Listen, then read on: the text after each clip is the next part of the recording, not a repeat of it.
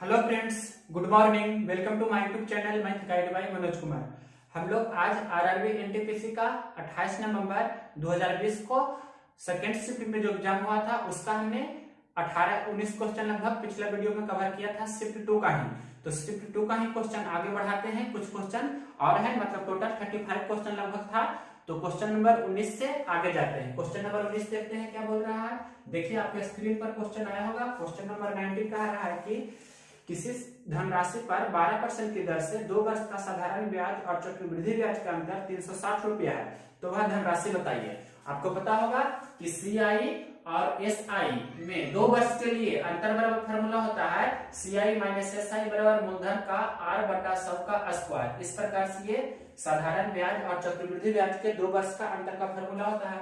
तो अंतर कितना दिया गया है आपके प्रश्न में 360, तो यहाँ पर 360 लिख देंगे बराबर मूलधन पूछ रहा है और दर कितना दिया है 12% दिया है, तो यहाँ लिख सकते हैं 12 बटा 100 का स्क्वायर। इसे हल करेंगे आपका आंसर आ जाएगा। तो हल कर देते हैं। यहाँ देखिए 360 बराबर मूलधन गुना यहाँ कितना हो जाएगा 12 गुना 12 बटा 100 गुना 100।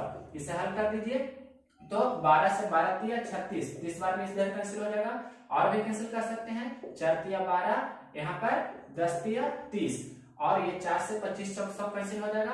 तो 25 गुना 100 गुना 10 यानी कि 25,000 आपका आंसर हो जाएगा। क्रॉस मल्टीप्लिकेशन करेंगे तो मूलधन आपका कितना हो गया 25,000। अंतर बराबर फॉर्मूला होता है मूलधन गुना दर बटा 100 पर पावर 2। ये आपका 2 वर्ष के लिए सीआई और एसआई का अंतर का फॉर्मूला होता है। इसके बाद देखिए next question, question number 20। Question number 20 क्या बोल रहा है। एक दुकानदार अपनी वस्तुओं को अंकित मूल्य पर इस प्रकार रखता है कि 10% छूट देने के बाद भी वो 8% का लाभ कमाता है, तो अंकित मूल्य से क्रय मूल्य कितना परसेंट अधिक है, ये क्वेश्चन बोल रहा है। तो इसका हम आपको 2 तरीका बताते हैं। क्वेश्चन पहला तरीका देखिए, आपको ये फार्मूला पता होगा, पहले बेसिक बता देते हैं। बेसिक ही सबसे बेस्ट होता है। सबसे पहले क्या क्वेश्चन बोल रहा है अंकित मूल्य से क्रय मूल्य कितना परसेंट अधिक है। अंकित मूल्य से बोल रहा है, तो अंकित मूल्य को हम कितना मानते हैं 100। अंकित मूल्य को 100 माने हैं। डिस्काउंट कितना दिया है 10% छूट दे रहा है। 10% छूट दे रहा है तो कितना पर बेच रहा है 100 रुपया अंकित मूल्य है, 10% डिस्काउंट है मतलब 90 रुपये में वह बेच रहा है 90 रुपये में। उसके बाद आपको कॉस्ट प्राइस निकालना है, तो कितना लाभ या हानि है, मतलब 8% का लाभ है। तो 8% का लाभ है मतलब 90 गुना 100 बटा 108 लिखेंगे। 8% का लाभ है तो क्रय मूल्य निकालने के लिए 100 बटा करते हैं। इसे हल करेंगे तो 9 से कैंसिल कर देते हैं। 9 बारह है 108 और 9 है 90, तो ये 12 इधर गुना हो जाएगा मतलब सभी में, तो 12 गुना 100 तो 1200 हो जाएगा। 1200 इंटू ये कितना हो जाएगा बर्नामक होता से मतलब 1080, ये कितना हो जाएगा 1000। आप देख रहे हैं यहाँ पर कि अंकित मूल्य 1200 है और क्रय मूल्य कितना है 1000 है, तो कितना अधिक है 200 अधिक है। प्रतिशत अधिक आपको निकालना है कि कितना परसेंट अधिक है जो निकालना है, तो 200 अधिक है कितना पर 1000 पर अधिक है और परसेंट निकालने के लिए गुना 100 करते हैं। तो 200 पचे कितना होता है 1000 मतलब 1/5 गुना 100। इसे बोल सकते हैं कितना कि 20% अधिक है। ये हो गया पहला तरीका आपका आंसर। और दूसरा तरीका क्वेश्चन नंबर 20 का ही यहाँ पर बताते हैं। क्वेश्चन नंबर 20 का मेथड सेकंड देखिए। मेथड सेकंड में आपको ये फार्मूला पता होगा कि अंकित मूल्य अपॉन सीपी मतलब कॉस्ट प्राइस बराबर फार्मूला होता है 100 प्लस प्रॉफिट का परसेंट मतलब 100 प्लस प्रॉफिट परसेंट बटा क्या होता है 100 माइनस डिस्काउंट। जो भी डिस्काउंट होता है वो आपका यहाँ लिखाता है डिस्काउंट का परसेंटेज। तो अंकित मूल्य आपके प्रश्न में और क्रय मूल्य जो है दोनों का यहाँ पर रेशियो निकल जाएगा। तो प्रॉफिट कितना दिया है 8%, तो 100 प्लस यहाँ पर लिखेंगे 8, इतना परसेंट हो जाएगा। और यहाँ देखिए मतलब इतना परसेंट में हो जाता है, ये भी परसेंट में हो जाता है। तो 100 माइनस डिस्काउंट, तो डिस्काउंट कितना है 10%, तो यहाँ पर लिखेंगे 100 माइनस 10, कितना हो जाएगा आपका कॉस्ट प्राइस। तो यहाँ देखिए 100 प्लस 8 मतलब 108% हो गया और ये कितना हो जाएगा 100 माइनस 10, ये 100 माइनस 10 लिखे हैं तो कितना हो जाएगा 90%। तो परसेंट से परसेंट पहले कैंसिल हो जाएगा। 10 से कैंसिल करेंगे 9 से कैंसिल करते हैं तो 9 है 90, 9 बारह है कितना होता है 108, फिर 6 दूनी 12, 5 दूनी 10 यानी कि 6/5 हो गया। तो आपको दिख रहा होगा कि अंकित मूल्य 6 है और यहाँ पर ऐसे भी लिख सकते हैं हम अंकित मूल्य इज टू सीपी। तो अंकित मूल्य 6 है और कॉस्ट प्राइस कितना है 5 है, तो कितना अधिक है अंकित मूल्य 1 अधिक है कितना पर 5 पर अधिक है और परसेंट निकालने के लिए गुना 100 यानी कि 20% अधिक है। आप ऐसे भी बता सकते हैं। इसके बाद देखिए नेक्स्ट क्वेश्चन, क्वेश्चन नंबर आपका ये हो गया कितना, क्वेश्चन नंबर था 20 के बाद देखिए इसे हम मान लेते हैं क्वेश्चन नंबर है कितना 21। 21 नंबर क्वेश्चन में सिंप्लीफिकेशन का है। ये आपको दिख रहा होगा a square plus b square minus 2ab के रूप में है। यह हम इसे लिख देते हैं -2 गुना a के जगह लिखते हैं 0.3 गुना b के जगह लिख देते हैं 0.03। तो यहाँ से देखिए 2 गुना 0.3 करेंगे तो 0.6 हो जाएगा। मतलब ये आपका फॉर्मूला है क्या, a माइनस बी का होल स्क्वायर, यहाँ माइनस है तो a माइनस बी का होल स्क्वायर यानी कि 0.3 माइनस 0.03 का होल स्क्वायर करके ये दिया गया है। तो इसे हल कर देंगे तो कितना हो जाएगा, आप इसे घटा सकते हैं। a की जगह पर ये हमने लिखा, b की जगह पर ये लिखा, तो इसे घटाइएगा तो कितना हो जाएगा, 10 में से 3 जाएगा तो 7, यहाँ पर 9 में से घटा के देख सकते हैं तुरंत आप। देखिए यहाँ पर हम इसे घटा देते हैं, आगे से इधर इस तरफ घटा रहे हैं, 0 पॉइंट कितना लिखा है 3, इसमें से घटाना है 0.03, यहाँ पर 0 अपने मन से ले लेंगे तो कितना हो जाएगा 0.27। हम डायरेक्ट लिखना चाह रहे थे, 0.27 हो गया इसका स्क्वायर। अब आपको दिख रहा होगा एक चीज यहाँ पर कि 0.27 का स्क्वायर हो गया, इसे हम लिख सकते हैं 0.27 गुना 0.27, दो बार लिख सकते हैं। प्रश्न में लिखा P बटा Q, तो P का मान कितना हो गया, यही ना P का मान है, P का मान इतना आपका हो गया 0.27 गुना 0.27 और Q का मान आपके प्रश्न में दिया है 0.54। तो ये दशमलव के बाद 2 अंक है, इधर भी दशमलव के बाद 2 अंक है, तो कैंसिल हो जाएगा 27 दूनी 54, मतलब ये कितना हो जाएगा, दशमलव हटाएंगे तो नीचे 2 जीरो और होगा, यानी कि 27 बटा 200 आपका आंसर होगा। ये आप सिंप्लीफिकेशन कर सकते हैं। क्वेश्चन नंबर ये था कितना 21। इसके बाद देखिए इसे हम मान लेते हैं अगर जो क्वेश्चन नंबर 22, तो 22 नंबर क्वेश्चन आपका इसको बेसिक से भी बना सकते हैं और शॉर्टकट भी। ऐसा जब भी प्रश्न रहे तो आपको वेरिएबल जब भी दिखे तो उसका 1 या 2 या 0 लेकर बना सकते हैं। तो यहाँ पर m और n की जगह पर हम अगर जो 1 ले लेते हैं, m बराबर n बराबर 1 ले लेते हैं, तो देखिए क्या होता है, 1 माइनस 1 0 हो जाएगा, a पर पावर 0 मतलब 1 हो गया, किसी पर पावर 0 मतलब 1, और 1 प्लस 1 2 मतलब ये हो जाएगा 1 बटा 2 प्लस, उस प्रकार से भी 1 माइनस 1 0, तो a पर पावर 0 मतलब 1 और 1 का और 1 2, 1 बटा 2 प्लस 1 बटा 2 तो कितना होता है 1, यानी कि 1 आपका आंसर हो जाएगा। कब, जब m बराबर n लेंगे तब। आप कोई भी रखकर देख सकते हैं। उसके बाद देखिए इसका बेसिक अप्रोच क्या होता है, जो बेसिक भी आना चाहिए। तो बेसिक कैसे करेंगे, 1 बटा 1 प्लस a पर पावर n माइनस m है, इसे लिख सकते हैं a पर पावर n बटा a पर पावर m, घातांक करने का रूल होता है, उसके आधार पर इसे भी लिख सकते हैं a पर पावर m बटा a पर पावर n और प्लस 1 को 1 बटा 1 हमने लिख दिया। इधर थोड़ा हम मिटा रहे हैं और यहाँ पर इसे पूरा डिटेल से बना रहे हैं। देखिए ध्यान से इसे कैसे करेंगे, 1 बटा नीचे में क्या हो जाएगा, 1 और a पर पावर m का a पर पावर m, तो a पर पावर m प्लस यहाँ क्या हो जाएगा a पर पावर m, और देखिए प्लस ये a पर पावर m हमने लिखा है। इधर देखिए 1 बटा यहाँ पर नीचे में a पर पावर n एलसीएम हो जाएगा, तो क्या हो जाएगा a पर पावर m प्लस a पर पावर n। अब ये वाला a पर पावर m ऊपर जाएगा और ये वाला a पर पावर m भी ऊपर जाएगा, मतलब a पर पावर m बटा कितना हो जाएगा, a पर पावर m प्लस a पर पावर m प्लस a पर पावर n गुना 1, तो a पर पावर n बटे a पर पावर m प्लस a पर पावर n। एलसीएम दोनों का सेम है, a पर पावर m प्लस a पर पावर n, यहाँ भी वही है, मतलब a पर पावर m प्लस a पर पावर n एलसीएम हो जाएगा। जब हर समान रहता है तो अंश को जोड़ देते हैं, मतलब a पर पावर m प्लस a पर पावर n, तो आंसर हर सेम है, मतलब कैंसिल हो जाएगा एक बार में, यानी कि आपका आंसर कितना हो जाएगा 1। ऐसे भी बना रहे थे तो 1 आ रहा था। तो ऐसे प्रश्न का बेसिक भी आना चाहिए और ट्रिकी भी। ये क्वेश्चन नंबर 22। इसके बाद देखिए क्वेश्चन नंबर 23 बता रहे हैं यहाँ पर। क्वेश्चन नंबर 23 है कि रूट, ये सिंपल है कि 8 पर पावर है 2 बटा 3, इसका मान निकालना है। तो 8 को लिख सकते हैं 2 का घात 3, इस पर पावर है कितना 2 बटा 3, तो पावर पावर गुना होता है, तो 2 पर पावर 3 गुना 2 बटा 3, तो 3 से 3 कैंसिल हो जाएगा, तो 2 पर पावर 2 मतलब 2 गुना 2, आपका मान कितना हो गया 4। ये क्वेश्चन नंबर 23 के बाद देखिए क्वेश्चन नंबर 24। क्वेश्चन नंबर 24 है रूट अंडर इस प्रकार से लिखा गया है 19 माइनस x इंटू रूट 12, ये लिखा गया है बराबर, आपके प्रश्न में लिखा है 4 माइनस रूट 3। तो जब भी आपके प्रश्न में एक तरफ रूट रहे तो क्या करते हैं, स्क्वायर करते हैं, तो दोनों तरफ हम स्क्वायर कर देंगे। तो दोनों तरफ स्क्वायर करेंगे तो क्या हो जाएगा, स्क्वायर से ये वाला रूट कैंसिल हो जाएगा, मतलब 19 माइनस x रूट 2 हो गया। इधर a माइनस b का होल स्क्वायर करेंगे तो 4 का square a square plus b square मतलब रूट 3 का स्क्वायर माइनस 2ab मतलब 2 गुना 4 गुना कितना हो जाएगा रूट 3। तो इधर कितना हो जाएगा 4 का 16 3 19, मतलब 19 माइनस कितना हो जाएगा 8 रूट 3, इस प्रकार से। और यहाँ देखिए 19 माइनस x रूट 2 है। यहाँ पर आपके प्रश्न में यहाँ पर अंदर में कितना है रूट 2, तो यहाँ देखिए ऐसा बनाना है कि यहाँ पर रूट 10 हो जाए। ये कितना है 4 दूनी 8 रूट 3 हो रहा है ना, यहाँ पर हो जाए रूट 10, ऐसा आपको सोचना है। या नहीं, रूट 12 है यहाँ पर, देखिए रूट 12 है। तो आपको यहाँ पर भी क्या करना होगा, रूट के अंदर में यहाँ जितना है वहां इतना बनाना होगा, मतलब 3 के जगह हमें 12 बनाना है। तो 12 बनाने के लिए क्या करेंगे, यहाँ पर हमें 4 रहना चाहिए, 3 में 4 से गुना करेंगे तब 12 बनेगा अंदर में। तो 4 कब आएगा, मतलब जब ये इसका स्क्वायर बाहर जाएगा तभी। मतलब हम यहाँ पर अगर जो 4 लिखते हैं, यहाँ 4 लिख रहे हैं तो 4 कैसा है, मतलब 2 पहले बाहर था, 4 का वर्गमूल 2 बाहर हो रहा है। इस प्रकार से हम डायरेक्ट लिख सकते हैं। देखिए इसी से लिख रहे हैं, मतलब हम रूट 12 अगर इसे लिख देंगे, रूट 12 लिख देंगे तो रूट 12 मतलब कितना हो जाएगा, रूट 12 मतलब 4 तिया 12, तो 2 रूट 3, तो 2 रूट 3 तो पहले से है, मतलब रूट 12 हमने लिख दिया, तो 2 रूट 3 टोटल हो रहा है कितना, 8 रूट 3 ये हो रहा है, टोटल ये है 8 रूट 3। तो आगे हमें कितना लिखना होगा कि 8 रूट 3 हो जाए, तो मतलब यहाँ पर 4 लिखेंगे तो हो जाएगा ना, यहाँ पर 4 लिख देंगे तो 4 दूनी 8 रूट 3 हो गया, ऊपर भी और यहाँ पर भी।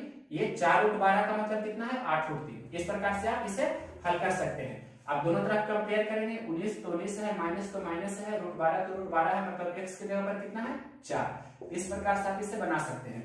इसके बाद देखिए क्वेश्चन नंबर 24 के बाद नेक्स्ट क्वेश्चन आपका है क्वेश्चन नंबर 25। ये भी सिंपल क्वेश्चन है, जिसमें लिखा गया है n के प्रत्येक मान के लिए 6 पर पावर n माइनस 5 पे पावर n का इकाई अंक कितना होगा।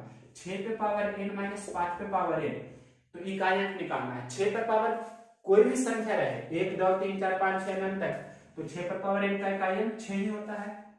5 की पावर कोई भी संख्या रहे, 0 1 2 3 4 5 6, 0 को छोड़कर मतलब 1 2 3 4, तो कितना होता है उसका इकाई अंक 5 ही होता है। यानी कि 6 पे पावर कुछ भी तो 6 ही, 5 पे पावर कुछ भी तो 5 ही, तो 6 माइनस 5 कितना हो जाएगा 1, मतलब उसका इकाई अंक कितना होगा 1। इसके बाद ये क्वेश्चन नंबर 25 था। नेक्स्ट क्वेश्चन देखते हैं क्वेश्चन नंबर 26 और 27।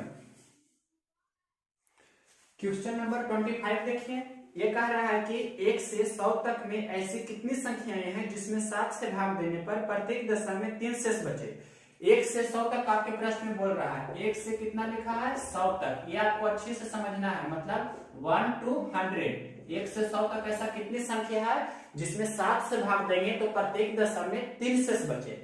तो पहले आपको 100 में 7 से भाग देना होगा, तो 14 98, यानी कि टोटल 100 में आप 7 से भागा दीजिएगा तो 14 ऐसा संख्या है जो 7 से पूरा पूरी उसमें भाग लग जाएगा। यानी कि पहली संख्या कितना होगा 7, फिर 14, उसके बाद 21, फिर 28, इसी प्रकार से लास्ट वाला संख्या कितना होगा 14वां संख्या 98, 64 98 होता है। मतलब ये टोटल कितना 14 संख्या है जिसमें 7 से पूरा पूरी भाग लग जाएगी। लेकिन प्रश्न में बोल रहा है कि प्रत्येक दशा में शेष 3 बचना चाहिए। तो हम सभी में अगर जो 3 जोड़ते हैं तो क्या हो जाता है, यहाँ पर से आपको दिख रहा होगा, मतलब सभी में हम 3 जोड़ रहे हैं, तो ये 7 3 10 हो गया, ये 14 3 कितना हो गया 17, 21 3 24 हो गया, ये 98 और 3 कितना हो गया 101, और 98 के पहले वाला जस्ट कितना होगा तो 91 होगा, 63 91 होता है। 91 में भी 3 अगर जो हम जोड़ देते हैं तो कितना हो जाएगा 94। अब देखिए सभी में 7 से भाग देंगे तो 3 शेष बचेगा, मतलब इसमें 7 से भाग देंगे तो 3 शेष बच रहा है, इसमें 17 में भी 7 से भाग देंगे मतलब 7 दूनी 14 3 शेष बचेगा, 24 में भी 7 से भाग देंगे तो 3 शेष बचेगा, ये 94 में भी आप 7 से भाग देंगे तो 63 91 होता है, तो 3 शेष बचेगा यहाँ भी। और ये जब इसमें हम भाग देंगे 7 से तो भी इसमें भी 3 शेष बचेगा, लेकिन ये हो जाता है 101 हो जाता है जो 100 से आगे हो जाता है, मतलब 100 से आगे हो रहा है, लेकिन प्रश्न बोल रहा है कि 100 तक ही बोल रहा है प्रश्न में, तो 101 हो रहा है जो 100 से आगे हो रहा है, यानी कि 98 वाला हमें नहीं लेना है, 101 वाला नहीं लेना है, तो 91 में 3 जोड़ेंगे जो 94 हो रहा है वही तक, मतलब पहला संख्या 10, दूसरा 17, तीसरा 24, उसी प्रकार से 13वां संख्या कितना है, ये 13वां है और ये 14वां संख्या है, तो 13वां संख्या ही आपका आंसर होगा, मतलब कितना 13 संख्या, टोटल कितना हो जाएगा आपका, ऐसा 13 संख्या है जो 7 से उसमें भाग देंगे तो प्रत्येक दशा में शेष 3 बचेगा।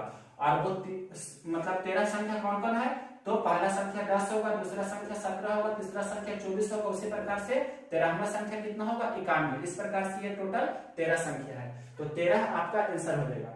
ये क्वेश्चन नंबर था 25 के बाद देखिए नेक्स्ट क्वेश्चन आपका कितना है, बहुत ही ये भी लॉजिक वाला क्वेश्चन है, क्वेश्चन नंबर 26, ध्यान से समझिएगा, बहुत इंपॉर्टेंट क्वेश्चन है। आपको 2 कंसेप्ट आना चाहिए, भाज्य संख्या या इसी को एक नाम और बोलते हैं यौगिक संख्या। इंग्लिश में बोले तो भाज्य को क्या बोलते हैं कंपोजिट नंबर, तो भाज्य संख्या किसे कहते हैं, जो आना चाहिए। और दूसरा अभाज्य संख्या। अभाज्य संख्या मतलब इसे एक नाम और बोलते हैं रूढ़ संख्या। तो अभाज्य संख्या या रूढ़ संख्या किसे बोलते हैं, इंग्लिश में इसे प्राइम नंबर बोलते हैं। तो वैसा संख्या जिसका केवल 2 ही गुणनखंड हो, मतलब सिर्फ 2 गुणनखंड रहना चाहिए, सिर्फ 2 गुणनखंड हो जिसके पास, तो उसे क्या बोलेंगे, उसे बोलेंगे भाज्य संख्या। और इसमें 2 से अधिक गुणनखंड रहेगा तो उसे क्या बोलेंगे, 2 से अधिक अगर जो गुणनखंड है, इंग्लिश में उसे फैक्टर भी बोल सकते हैं। 2 से अधिक गुणनखंड जिसके पास रहेगा तो उसे क्या बोलेंगे, भाज्य संख्या। तो सबसे पहले 1 के बारे में सोचते हैं। तो 1 के पास सिर्फ 1 ही गुणनखंड है, तो 1 ना तो भाज्य है और न ही अभाज्य है। उसके बाद 2 के बारे में सोचते हैं। तो 2 किससे किससे काटता है, 1 से और 2 से, मतलब 2 के पास सिर्फ 2 ही गुणनखंड है, तो 2 क्या हो जाएगा, अभाज्य संख्या। मतलब जिसके पास 2 गुणनखंड है वो अभाज्य है, और जिसके पास 2 से ज्यादा गुणनखंड होगा वो भाज्य होगा। तो पहले अभाज्य लिख देते हैं, 2 3 5 7, उसके बाद कितना होगा, 7 8 नहीं होगा, 9 नहीं होगा, 10 नहीं होगा, 11 होगा, 13 होगा, फिर 14 15 16 नहीं होगा, 17 होगा, फिर 19 होगा, इस प्रकार से। तो आपको 8 तक लिखना है। क्वेश्चन है आपका है इस प्रकार से कि पहले 8 भाज्य और 8 अभाज्य संख्याओं के औसत का अंतर बताइए। तो 8 अभाज्य संख्या लिखना है, 8 भाज्य संख्या लिखना है, दोनों का बारे बारी से औसत निकालना है, फिर अंतर निकालना है। यहाँ देखिए 2 2 4 2 6 2 8, हमने 8 अभाज्य संख्या लिख दिया। सभी का आप देखेंगे तो गुणनखंड 2 ही रहेगा। जैसे 17 को देखेंगे तो 17 सिर्फ 1 और 17 से काटता है, मतलब अभाज्य संख्या का परिभाषा होता है वैसी संख्या जिसके पास सिर्फ 2 ही गुणनखंड हो, या आप ऐसे भी बोलते होंगे कि वैसी संख्या जो 1 और स्वयं से कटे। लेकिन इसमें एक चीज और बोलना होगा कि वैसी संख्या जो 1 से बड़ी हो और 1 और स्वयं से कटे, तब उसे भाज्य संख्या कहते हैं। या दूसरा परिभाषा हमने बताया कि वैसी संख्या जिसके पास केवल 2 गुणनखंड होना चाहिए। और अभाज्य संख्या, ये तो अभाज्य हो गया कंप्लीट। अब भाज्य संख्या मतलब वैसी संख्या जिसके पास 2 से ज्यादा गुणनखंड हो। तो 1 के पास 1 ही गुणनखंड है, तो 1 नहीं भाज्य, 1 ना तो भाज्य है नहीं अभाज्य है। फिर 2 के बारे में सोचे तो 2 के पास तो 1 और 2 है, 2 गुणनखंड, तो ये अभाज्य हो गया। 3 भी अभाज्य हो गया, 3 के पास 1 और 3 है। लेकिन 4 1 से भी कटता है, 2 से भी कटता है, 4 से भी कटता है, मतलब 4 के पास 3 गुणनखंड है, 1 2 और 4, इसलिए सबसे छोटा भाज्य संख्या 4 होगी। 4 के बाद 5 हो गया जो अभाज्य हो गया, फिर 6 होगा, 6 1 से भी कटता है, 2 से भी कटता है, 3 से भी कटता है, 6 से भी कटता है, यानी 6 के पास 4 गुणनखंड है, मतलब 2 से ज्यादा गुणनखंड है, तो भाज्य संख्या या कंपोजिट नंबर हो गया। 4 6 उसके बाद 8 हो जाएगा, उसके बाद 9 हो जाएगा। 9 क्यों होगा, क्योंकि 9 1 से भी कटता है, 3 से भी कटता है और 9 से भी कटता है, मतलब इसके पास भी 3 गुणनखंड है। इसके बाद देखिए 9 के बाद 10 हो जाएगा, 10 1 से कटता है, 2 से कटता है, 5 से कटता है, 10 से कटता है, मतलब 10 के पास 4 गुणनखंड है, 2 से अधिक गुणनखंड रहेगा तो भाज्य संख्या हो जाएगी। मतलब 4 6 8 9 10 11 तो अभाज्य हो जाता है, 12 हो जाएगा, फिर 13 भी अभाज्य हो जाता है, तो 14 यहाँ पर हो जाएगा, 15 हो जाएगा। 15 1 से कटता है, 3 से कटता है, 5 से कटता है, आप जानते होंगे। 15 के बाद कितना हो जाएगा, 16 भी हो जाएगा। तो देखिए 8 ही हमें लिखना है, 2 2 4 2 6 2 8, मतलब 15 तक ही। अब इसका भी औसत निकालना है, इसका भी औसत निकालना है। तो औसत कैसे निकालते हैं, औसत बराबर आप जानते हैं, औसत बराबर क्या होता है, संख्याओं का योगफल बटा संख्या, जितना भी संख्या रहता है जो। तो सबसे पहले इसका हम औसत निकाल रहे हैं, तो इसका औसत निकालेंगे तो कैसे निकालेंगे, मतलब सभी को जोड़ेंगे बटा 8। तो जोड़िए, देखिए सबसे पहले भाज्य संख्या को हम जोड़ेंगे और उसका औसत निकाल लेते हैं। तो 4 6 10 हो गया, 10 8 18 18 9 कितना हो गया, 27 27 10 37, मतलब इतना तक जोड़े हैं तो 37 हुआ है। अब इसे जोड़ना है तो 12 14 15 को देखिए कैसे जोड़ रहे हैं, सभी में 10 है तो 10 10 20 और 10 30, तो 37 और 30, और फिर 2 4 6 और 5 11, इस प्रकार से जल्दी से जोड़ सकते हैं। तो कितना हो जाएगा, 37 और ये 30 30 30 60 67 हो गया, 67 और 11 जोड़ेंगे तो 67 10 77 1 78, मतलब टोटल का सम करेंगे तो 78 होगा, और औसत निकालेंगे तो 78 बटा कितना हो जाएगा, 8 हो जाएगा, क्योंकि 8 संख्या है। उसी प्रकार से अभाज्य के लिए करते हैं। तो देखिए जोड़ते हैं, तो ये 19 और 11 30 हो रहा है, फिर 17 और 13 भी 30 हो रहा है। यहाँ पर से आप देख सकते हैं, मतलब 30 30 ये तो 60 हो गया, इतना तक कितना हो गया, 60।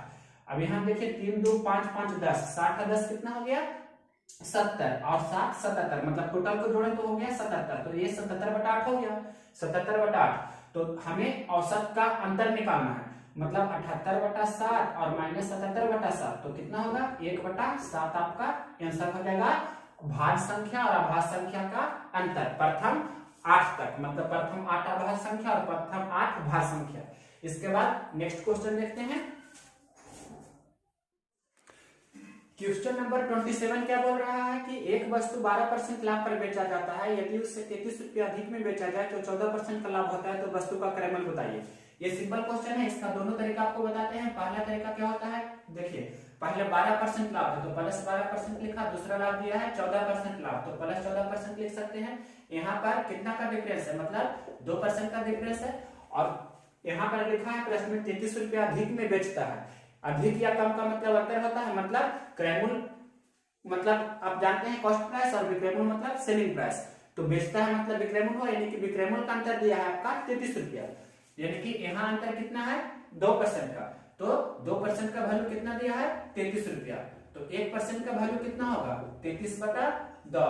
क्रयमूल्य निकालना है ना प्रश्न में, तो क्रयमूल्य मतलब कितना होता है 100%। क्रयमूल्य मतलब टोटल क्रयमूल्य कितना मानते हैं परसेंटेज में 100%, तो क्रयमूल्य हो गया 100%, तो 100% का वैल्यू कितना हो जाएगा 33/2 गुना कितना हो जाएगा 100। यही चीज को हम सबसे शॉर्टकट में बताते तो डायरेक्ट यही चीज लिखते। सबसे शॉर्ट अप्रोच ये है कि प्रश्न में दिया गया है आपका विक्रयमूल्य का अंतर कितना 33 और यहाँ 12% और 14% का अंतर कितना 2, अंतर की तुलना अंतर से करेंगे, क्रयमूल्य निकालना 100 से गुना करेंगे, मतलब ये कितना हो जाएगा 50 दूनी 100, 33 गुना 50 करेंगे तो कितना हो जाएगा 165, यानी कि 1650 रुपया आपका क्रयमूल्य हो जाएगा।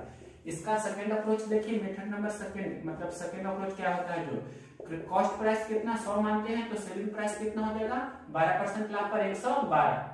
उसी प्रकार से फिर से अगर जो क्रयमूल्य 100 ही रुपया है और 14% लाभ है तो कितना हो जाएगा 114 रुपए में बेचेगा, तो यहाँ विक्रयमूल्य का अंतर कितना हो रहा है 112 से 114, मतलब रेशियो में 2 का वृद्धि है, मतलब 2 का अंतर है, तो 2 यूनिट का वैल्यू आपके प्रश्न में दिया है 33, तो 1 यूनिट का वैल्यू उसी प्रकार से हो जाएगा 33/2, और क्रयमूल्य निकालना है तो 100 यूनिट का वैल्यू कितना हो जाएगा, तो 33/2 गुना कितना हो जाएगा 100।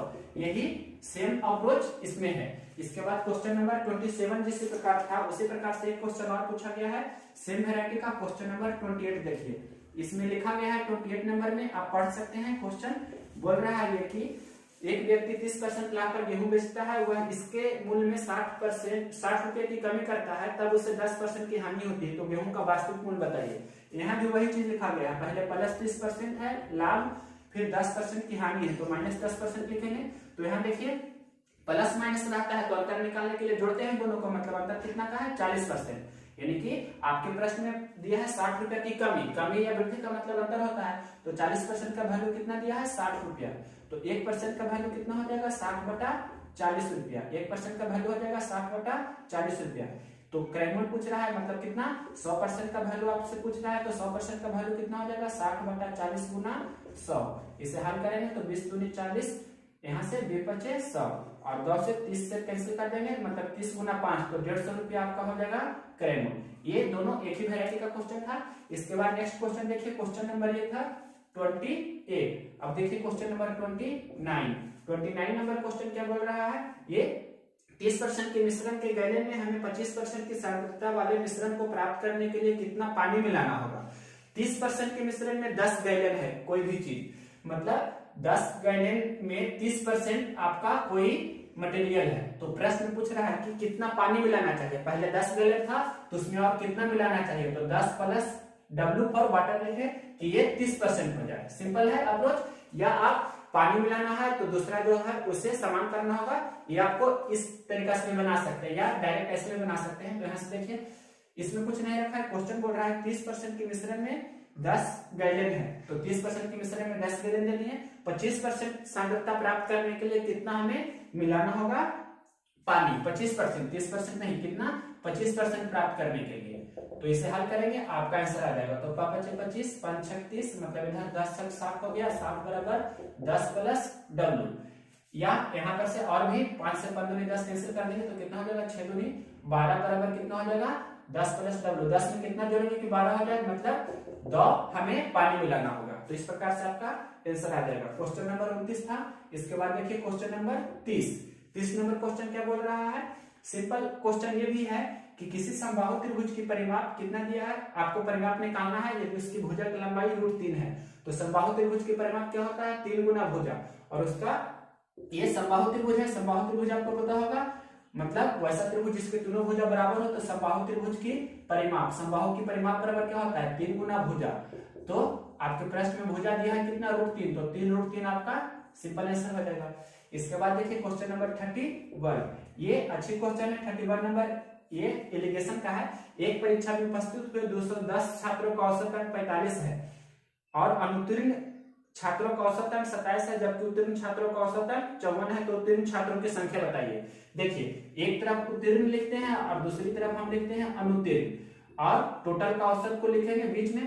तो उत्तीर्ण का औसत कितना दिया है, प्रश्न में लिखा गया है कि उत्तीर्ण छात्रों का औसत कितना है, टोटल है, टोटल का औसत कितना है 45, कुल औसत दिया है पहले 45, 210 छात्र है तो 210 छात्रों का औसत अंक 45 है। अनुत्तीर्ण छात्रों का औसत अंक 27 है, अनुत्तीर्ण का 27 है। उसके बाद उत्तीर्ण छात्रों का औसत अंक 54 है, जो भी उत्तीर्ण है उसका औसत अंक 54 है। तो आपसे पूछ रहा है कि उत्तीर्ण छात्रों की संख्या कितनी है, टोटल कितना है, टोटल दोनों मिलाकर 210 है। उत्तीर्ण प्लस अनुत्तीर्ण मिलाकर टोटल कितना है, 210 स्टूडेंट है आपके जो भी एग्जाम दे रहे हैं उसमें। तो ये 54 और 45 का अंतर करेंगे तो कितना हो जाएगा 9, और इधर 27 और 45 का अंतर करेंगे तो कितना हो जाएगा, यहाँ से घटा दीजिए तो 15 में से 7 जाएगा तो 8, यहाँ पर 3 में मतलब 18 हो जाएगा। अब यहाँ पर से आप देख सकते हैं कि 9 और 18 हो गया, तो रेशियो में यहाँ से कितना हो जाएगा 2:1। तो टोटल आपके प्रश्न में दिया है कितना 210, तो यहाँ टोटल कितना है 2 और 1 मतलब 3, यानी कि 3 अनुपात का वैल्यू 210 दिया है, तो 1 अनुपात का वैल्यू कितना हो जाएगा 210/3। 210/3 को बोल सकते हैं कितना हो जाएगा 70। 1 अनुपात का वैल्यू कितना हो जाएगा 70। तो आपसे दोनों का, लड़का और लड़की की संख्या का अनुपात पूछ रहा है या सिर्फ उत्तीर्ण का पूछ रहा है। तो उत्तीर्ण कितना है 2 अनुपात में, तो 2 अनुपात का वैल्यू कितना हो जाएगा 2 × 70। अगर जो अनुत्तीर्ण पूछता तो 1 × 70। यहाँ पर 70 दूनी 140 स्टूडेंट है जो उत्तीर्ण है और 70 स्टूडेंट है जो अनुत्तीर्ण है, मतलब फेल है। नेक्स्ट क्वेश्चन देखते हैं इसके आगे। देखिए क्वेश्चन नंबर 32 नंबर क्वेश्चन बोल रहा है कि एक माँ और पुत्र की आयु का योग 50 वर्ष है। 4 वर्ष पहले उनकी आयु का अनुपात 2:1 था। प्रश्न दिया है 4 वर्ष पहले माँ और पुत्र दोनों का आयु का अनुपात कितना दिया है 4:1। 4 वर्ष पहले का अनुपात दिया है 4:1, 2:1 दिया है। प्रश्न दिया है 2:1। आपके प्रश्न में लिखा गया है वर्तमान समय में है, मतलब वर्तमान होता है, एक माँ और पुत्र की आयु का योग 50 वर्ष है, मतलब वर्तमान समय में 50 वर्ष है। जबकि रेशियो में दिया है 4 वर्ष पहले का, तो जो योग दिया है उससे 4 वर्ष पहले हमें ले जाना है। तो 4 दूनी 8 वर्ष घटाना होगा 50 में से, तो 50 में से 8 घटाएंगे, तो 50 में से 8 घटाइएगा 4 × 2 मतलब तो कितना हो जाएगा 42। यानी कि 4 वर्ष पहले माँ और उसके पुत्र की आयु का योगफल कितना होगा 42 वर्ष। तो यहाँ योगफल कितना है 2 और 1 3, यानी कि 3 यूनिट का वैल्यू कितना है 42। तो 1 यूनिट का वैल्यू कितना होगा 42/3, यानी बोल सकते हैं 14। तो 2 यूनिट का वैल्यू कितना होगा 2 × 14 और 1 यूनिट का वैल्यू 1 × 14, यानी कि 4 वर्ष पहले उसकी माँ थी 28 वर्ष की और उसका पुत्र था कितना 14 वर्ष का। लेकिन प्रश्न में क्या पूछ रहा है, प्रश्न में आपसे पूछ रहा है कि माँ की वर्तमान आयु बताइए। वर्तमान आयु बताना है तो 4 जोड़ना होगा इसमें, तो 28 4 कितना हो जाएगा 32, मतलब माँ की वर्तमान आयु 32। अगर जो पुत्र की वर्तमान आयु पूछता तो 14 4 18 वर्ष हो जाता। क्वेश्चन नंबर ये था 32। और भी क्वेश्चन हमने कलेक्ट किया है, जो भी क्वेश्चन मिला है सभी को हम बता देते हैं। क्वेश्चन नंबर 40 तक हो सकता है इसमें। क्वेश्चन नंबर 33 देखिए ध्यान से, ये बोल रहा है कि यदि cos θ 3/5, cos θ आपके प्रश्न में 3/5 है, तो सिंपल पूछ रहा है कि sin θ कितना होगा जोड़। तो sin θ आपको ऐसे ही बता सकते, इसमें कलम लगाने की जरूरत नहीं है। cos θ 3/5 तो sin θ कितना होगा 4/5, क्योंकि 3 4 5 का ट्रिपलेट होता है। तो cos में आधार बटे कारण है 3/5, तो 3 4 5 होता है, तो sin लंब होगा 4, तो 4/5, 5 तो फिक्स रहता है। इसके बाद देखिए क्वेश्चन नंबर 34, इसमें ज्यादा टाइम नहीं देंगे। क्वेश्चन नंबर 34 में sin a का मान दिया है 4/5, sin a 4/5 है, तो पूछ रहा है 1 + tan a/1 - tan 1 + tan a/1 + cot a पूछ रहा है, 1 + cot a, इस प्रकार से पूछ रहा है।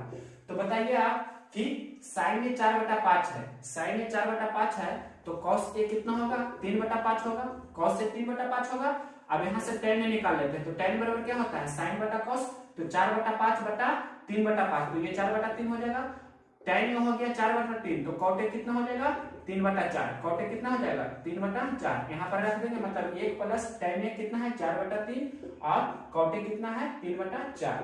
इसे हल करेंगे तो आपका आंसर आ जाएगा, मतलब ये कितना हो जाएगा 4 और 3 7/3 और ये बटा ये कितना हो जाएगा 4 और 3 ये भी हो जाएगा 7/4। इसे हल कर देंगे, मतलब 7/3 गुना 4/7 इस प्रकार से, तो आपका आंसर हो जाएगा 4/3। 4/3 का मतलब एक पूर्णांक 1/3 भी बोल सकते हैं या 1.33 इस प्रकार से भी आप बोल सकते हैं।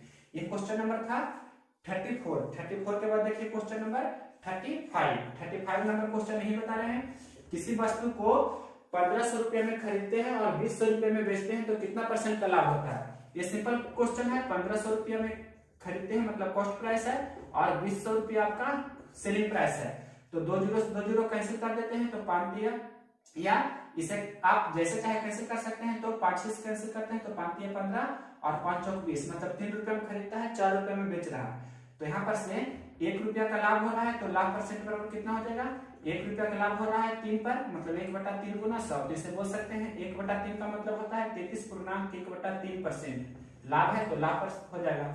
इसके बाद क्वेश्चन नंबर 35 के बाद देखिए क्वेश्चन नंबर 36 नंबर क्वेश्चन बहुत ही अच्छी है, सिंप्लीफिकेशन का है, लिखा गया है 180, इसके बाद प्लस का साइन है। देखते हैं क्वेश्चन नंबर 36, ये सिंपल सिंप्लीफिकेशन का क्वेश्चन है, तो सबसे पहले सिंपल ब्रैकेट मतलब छोटी कोष्ठक का हल करेंगे, तो 8 9 17 कितना हो जाएगा 18, मतलब 180 भागा 18, फिर प्लस 37 और माइनस 11, तो 180 में आप 18 से भाग लगाइएगा तो कितना हो जाएगा 10, तो 10 प्लस 37 माइनस 11, तो 10 और 37 कितना हो जाएगा, या आप 10 माइनस 11 करेंगे तो -1, मतलब 37 माइनस 1 आपका आंसर हो जाएगा 36 डायरेक्ट। तो क्वेश्चन नंबर 36 हो गया। अब देखते हैं क्वेश्चन नंबर 37 नंबर क्वेश्चन है, यदि कोई धन 2 वर्ष में 14,400 रुपये हो जाती है और वही धन 3.5 वर्ष में 15,600 रुपये हो जाती है, तो आपका दर परसेंट बताना है, मतलब वार्षिक दर कैसे हो रहा है जो, या मूलधन भी पूछ सकता है, तो दोनों बता देते हैं। देखिए क्वेश्चन को, देखिए क्वेश्चन नंबर 37 बोल रहा है कोई धन 2 वर्ष में कितना हो जाता है 14,400 रुपया, कोई धन 2 वर्ष में 14,400 रुपया हो जाता है और वही धन 3.5 वर्ष में कितना हो रहा है, आपके प्रश्न दिया है कि 15,600 रुपया, इस प्रकार से हो जाता है का मतलब निष्धन हुआ, तो यहाँ पर से 2 वर्ष और 3.5 वर्ष का डिफरेंस कितना का है, तो 2 से 3.5 मतलब 1.5 वर्ष का डिफरेंस है, 1.5 वर्ष को बोल सकते हैं 3/2 वर्ष।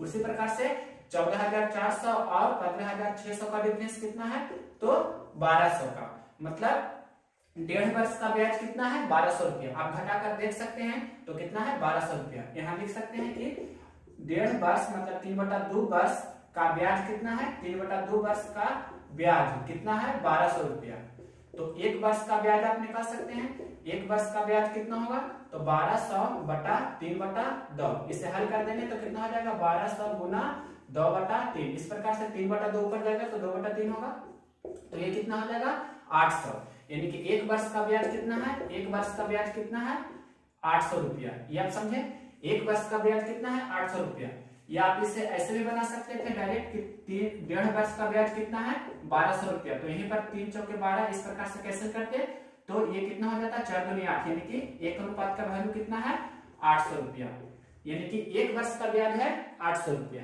1 वर्ष का ब्याज कितना हुआ 800 रुपया, तो 2 वर्ष का कितना हो जाएगा 8 दूनी 1600, 2 वर्ष का ब्याज कितना हो जाएगा 1600 रुपया, तो ये तो मिश्रधन है, ये मिश्रधन है, तो 1600 इसमें हम घटा देंगे तो कितना हो जाएगा 128, 3 में से 2 एक जाएगा तो 2, 128, तो ये हो जाएगा जो क्या हो जाएगा आपका, आप जानते हैं ना कि मिश्रधन प्लस मिश्रधन बराबर क्या होता है, या साधारण ब्याज बराबर, आप जानते हैं मिश्रधन प्लस मूलधन बराबर होता है मिश्रधन, यहाँ पर से लिख देते हैं ब्याज प्लस मूलधन बराबर क्या होता है मिश्रधन, जानते होंगे कि मिश्रधन क्या होता है, ब्याज और मूलधन को जोड़ने पर मिश्रधन होता है। मिश्रधन कितना दिया है 100 कितना 14400, और आपको ब्याज निकालना है, मूलधन निकालना है, ब्याज कितना हो गया, ब्याज हो गया कितना 12800, या ऐसे भी लिख सकते हैं, इसमें कोई बड़ी बात नहीं, डायरेक्ट यहीं पर हम बता रहे हैं कि 1 वर्ष का ब्याज हुआ 800 रुपया, तो 2 वर्ष का ब्याज कितना हो जाएगा 1600 रुपया, तो आपको पहले दर निकालना है। तो दर बराबर क्या होता है, ब्याज बटा मूलधन गुना 100, ब्याज बटा मूलधन गुना 100 इतना परसेंट होता है। तो ब्याज कितना है, ब्याज कितना हुआ 12800। ब्याज कितना हो जाएगा, आपके 1 वर्ष का निकालना है तो 1 वर्ष का डायरेक्ट भी बोल सकते हैं कि 800 लेकर भी चल सकते हैं। तो 800 बटा, अब ब्याज बटा मूलधन, तो मूलधन तो यहाँ पर निकाल लिए, कितना हुआ 12800 या 128 भी बोल सकते हैं। दर के लिए गुना 100 करेंगे, मतलब 2 जीरो से 2 जीरो, ये 16 के हिसाब से, मतलब 1/16। तो 1/16 का मतलब क्या होता है, 1/16 का मतलब होता है 6.1/4% या 6.25% भी बोल सकते हैं। ये हो गया आपका दर परसेंट। और मूलधन कितना हो गया, दिख रहा होगा कितना 12800। ये आप फार्मूला जानते होंगे, निश्चित नंबर और मूलधन प्लस ब्याज, इतना हमें समझाने की जरूरत नहीं है, आपको इतना पता होगा। तो इसमें मूलधन भी पूछ सकता है, दर भी पूछ सकता है। तो दर आपसे पूछा था, ये क्वेश्चन था। इसके बाद 2 क्वेश्चन और बचा है, 3 क्वेश्चन। अब देखिए नेक्स्ट क्वेश्चन, क्वेश्चन नंबर ये 36 था ना। अब देखिए क्वेश्चन नंबर 37, जो भी क्वेश्चन होगा उसके आगे बोल रहा है क्वेश्चन में कि किसी वृत्त की त्रिज्या में 20% की वृद्धि की जाए तो उसके क्षेत्रफल पर क्या प्रभाव पड़ेगा। तो आप जानते हैं वृत्त का क्षेत्रफल बराबर होता है pi R square. R square का मतलब क्या होता है, आर गुना आर, पाई गुना आर गुना आर। तो आप जानते हैं जब दो प्रोडक्ट के रूप में रहे, मतलब गुणनफल के रूप में रहे दो राशि, तभी हम ये वाला फार्मूला लगाते हैं, x plus Y plus X गुना वाई बटा 100। तो 20% वृद्धि हो रहा है, तो 20 प्लस 20 और 20 गुना 20 बटा 100, इसका यूज कर सकते हैं डायरेक्ट। तो यहाँ पर से आप मतलब 20 20 40 और 44% डायरेक्ट बोल सकते हैं, मतलब उसके क्षेत्रफल में 44% की वृद्धि होगी। ये क्वेश्चन नंबर था 37 के बाद देखिए क्वेश्चन नंबर 38 नंबर क्वेश्चन लिखा गया है कि साइन थीटा बराबर 3/5 इस प्रकार से है। साइन थीटा बराबर कितना है 3/5। तो आपसे पूछ रहा है 1 प्लस साइन थीटा बटे 1 प्लस कॉस थीटा।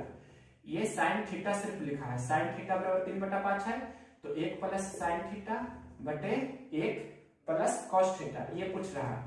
तो देखिए साइन थीटा 3/5 है, तो कॉस थीटा 4/5 होगा, मतलब 1 प्लस 3/5 बटा 1 प्लस 4/5।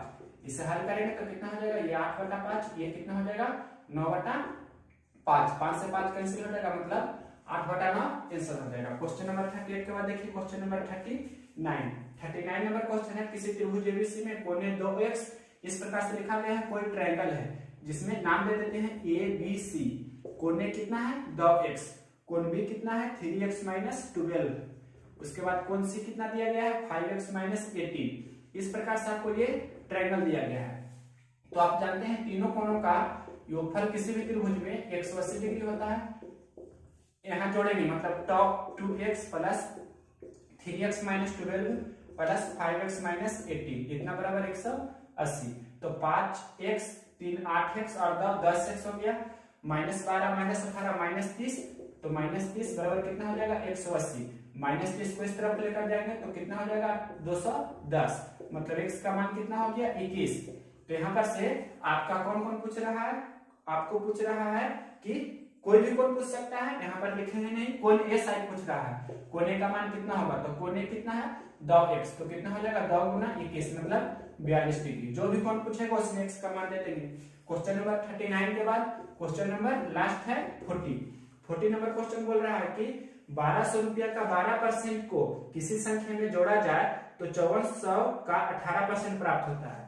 1200 का 12% इस प्रकार से लिखा है, 1200 का मतलब गुना 12%, किसी संख्या मतलब x में जोड़ा जाए तो 5400 का 18% प्राप्त होता है। 5400 का 18% प्राप्त होता है इस प्रकार से।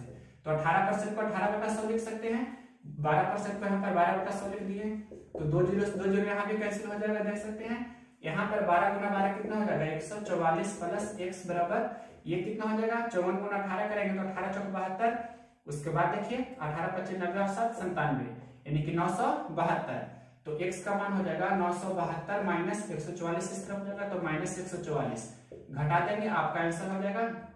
तो ये कितना हो जाएगा 828, 8 7 12 फिर 4 2 6 1 7 8 1 9, ठीक है, मतलब इतना रुपया आपका आंसर होगा। क्वेश्चन नंबर 40, एक दो क्वेश्चन रेशियो का था, रेशियो का क्वेश्चन यहाँ बता रहे हैं। क्वेश्चन नंबर 41 ये है A:B 2:3 है, मतलब A अनुपात भी दिया है 2:3, B अनुपात C आपके प्रश्न में दिया है कितना 4:5। तो ABC पूछ रहा था आपसे ABC, तो ABC कैसे निकालते हैं डायरेक्ट 4 दूनी 8 इस प्रकार से फिर चरतिया 12 और लास्ट गुना लास्ट मतलब पांतिया 15, 8 12 15 आपका आंसर हो जाता। ये सिंपल था। या आप बी को समान भी कर सकते हैं, इसमें 4 से गुना करते और इसमें 3 से गुना करते, तो ये कितना हो जाता है 4 से गुना करते तो 8 और ये 12, इसमें 3 से गुना करेंगे तो कितना हो जाएगा 12 और 15, तो 8 12 15 इस प्रकार से भी आप बना सकते थे। ये क्वेश्चन नंबर 41 था। इसके बाद एक क्वेश्चन और देख लेते हैं। 41 के बाद नेक्स्ट क्वेश्चन इस प्रकार से दिया गया था 10% और 20% का एकल छूट निकालना है। 10% और 20% का, तो एकल छूट कितना हो जाएगा, छूट के लिए फॉर्मूला होता है x plus Y minus X गुना वाई बटा 100, मतलब यहाँ पर लिख सकते हैं 10 प्लस 20 माइनस 10 गुना 20 बटा 100, तो ये कितना हो जाएगा 20 10 30 माइनस 2 मतलब 28% हो जाएगा।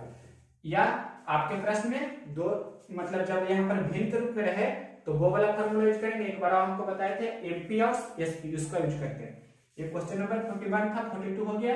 अब 43 भी देख लेते हैं। एक क्वेश्चन और है, ये कह रहा है कि सिंपल क्वेश्चन है, इसमें उतना कुछ नहीं लिखा है, सिर्फ लंबाई है जो चौड़ाई का दुगना है, पेरीमीटर 48 है, तो एरिया कितना होगा। जो कोई आयत है जिसमें ये कोई आयत है तो इसकी लंबाई और चौड़ाई का रेशियो इस प्रकार से दिया गया है। लंबाई है जो चौड़ाई का दुगना है, मतलब लंबाई और चौड़ाई का रेशियो कितना हो गया 2:1, और इसका परिमाप कितना दिया गया है, परिमाप दिया गया है 48, तो रेशियो में परिमाप कितना हो जाएगा 2 × l प्लस b होता है, तो 2 × 2 + 1 मतलब 3 × 2 तो 6 हो जाएगा, मतलब 6 यूनिट का वैल्यू कितना है 48, तो 1 यूनिट का वैल्यू कितना हो जाएगा 8, तो लंबाई कितना हो जाएगा 16 और चौड़ाई कितना हो जाएगा 8, तो क्षेत्रफल कितना हो जाएगा 16 × 8 मतलब 128 वर्ग मीटर या सेंटीमीटर, वर्ग सेंटीमीटर जो भी रहेगा। तो इस प्रकार से जो भी क्वेश्चन था हमने उसका सॉल्यूशन किया है। एक वैरायटी का क्वेश्चन और था, इस प्रकार से क्वेश्चन रहता है कि मतलब ट्रायंगल वाला ज्योमेट्री का एक कंसेप्ट होता है जो आपको बता देते हैं। ये क्वेश्चन हमेशा रहता ही है इस प्रकार से कि कोई ये यहाँ पर सेंटर है और इस प्रकार से आपका ये कोई जीवा है, यहाँ से यहाँ पर कोई कोण बन रहा है और इस प्रकार से ये कोण क्वेश्चन किसी प्रकार से पूछा गया था कि यहाँ पर कहाँ कोण दिया है आपके प्रश्न में, यहाँ कोण दिया था, जो भी कोण यहाँ पर 60 डिग्री दिया था और यहाँ पर ये पूछ रहा था। तो आपको पता होना चाहिए कि परिधि पर का कोण और केंद्र पर के कोण का अंतर क्या होता है। जैसे यहाँ पर अगर जो x डिग्री रहता है तो यहाँ पर क्या होता है 2x डिग्री, मतलब केंद्र पर जो कोण बनता है परिधि पर का दुगना होता है, या उल्टा बोल सकते हैं परिधि पर कोण केंद्र पर कोण का आधा होता है, मतलब यहाँ पर 60 डिग्री तो यहाँ 30 डिग्री। जो भी क्वेश्चन होगा आप बना सकते थे। एक कंसेप्ट और होता है, ये बार बार पूछा जाता है आपके एग्जाम में इस प्रकार का, जैसे ये कोई समबाहु त्रिभुज है और यहाँ पर आपका ये इसका अंतः जो होगा अंतः खंड कोण का होता है जो आंतरिक, यहाँ पर इसे अंतः त्रिज्या बोल सकते हैं, मतलब आइए से बोल देते हैं, और ये ABC इस प्रकार से लिख देते हैं। यहाँ पर आपसे प्रश्न में इन सेंटर जिसको हिंदी में बोलते हैं, इसको पूरा नाम बोलते हैं इन सेंटर, अंतः केंद्र हिंदी में बोलेंगे तो ये आपसे पूछता है किस प्रकार का क्वेश्चन था, कंफर्म नहीं है लेकिन क्वेश्चन इस तरह का आता है। तो ये आपको कोण आई इसके बराबर क्या होता है, कोण आई बराबर होता है 90 डिग्री प्लस ये जो कोण दिया रहता है उसका हाफ, मतलब कोण A/2। ये फार्मूला भी बहुत यूजफुल है। ये मतलब यहाँ पर हम अगर जो 50 डिग्री दे दिए तो ये इन सेंटर कितना होगा, तो 90 प्लस 50 का आधा 25, 90 और 25 मतलब जितना होगा 115 डिग्री, वही आपका आंसर हो जाएगा। मतलब इन सेंटर भी पूछता है, तो ये कंसेप्ट और ये कंसेप्ट दोनों आपको ध्यान रखना है। तो इस प्रकार से हमने जितना क्वेश्चन आया था सभी का हमने सॉल्यूशन किया। नेक्स्ट वीडियो में 29 दिसंबर 2020 को फर्स्ट शिफ्ट में जो एग्जाम हुआ था उसका कंप्लीट सॉल्यूशन देंगे, जितना भी क्वेश्चन होगा पूरा का सॉल्यूशन देंगे। उसके बाद शिफ्ट 2 का भी, और फिर 30 दिसंबर का। इस प्रकार से हम जो भी एग्जाम हो रहा है लेटेस्ट उसका जितना भी क्वेश्चन पूछा जा रहा है सभी का सॉल्यूशन देते जाएंगे। अगर यह वीडियो पसंद है तो इसे लाइक करें, आप शेयर करें।